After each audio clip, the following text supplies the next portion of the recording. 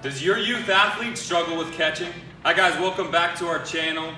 Be sure that if this is your first time to hit the notification bell so you can be notified when we post videos every Monday. And be sure to subscribe. All right, in today's video, I'm gonna give you some quick tips that are gonna help your athlete master catching. Here at the DRC, we have our 6 and 8-year-olds with Arizona Baseball Club that we work with. And what we find is they struggle a lot with catching. And the two biggest mistakes that are occurring is they're using a hard baseball and they have their gloves. The hard baseball becomes a big problem because most of the kids are scared of getting hit by it and they know that it's gonna hurt a little bit if they miss it. The glove becomes a crutch here because they're not really controlling it with their hand, and because it is so large, a lot of times they can get away with catching it and not really having their hand in a good position. So we eliminate those factors and we like to start out using either a tennis ball or a soft squishy ball. This ensures that they can kind of, be a little more comfortable and know that it's not really gonna hurt them if they get hit by the ball, and it's also going to teach them how to control their hand. The big thing that the cues that we use are when the ball is above the waist, they wanna keep their fingertips to the sky, and you're showing the palm to the ball. Those are really important components that can kind of give them specific indicators of exactly what to do. If the ball is below the waist, that's where they'll then turn the fingertips to point down, but the palm is always facing towards the ball.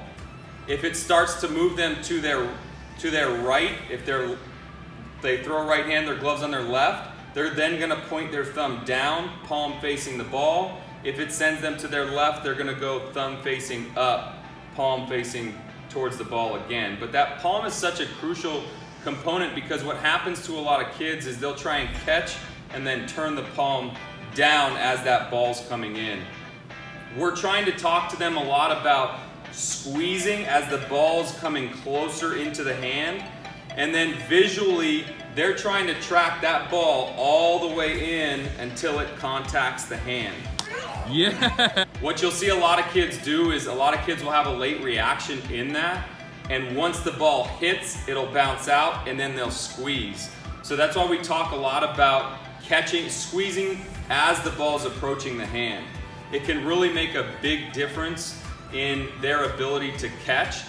And when it comes to playing at the higher levels and really being good, the anticipation becomes such a huge factor in their skill development. All right, so now you can give this a try at home with your athlete.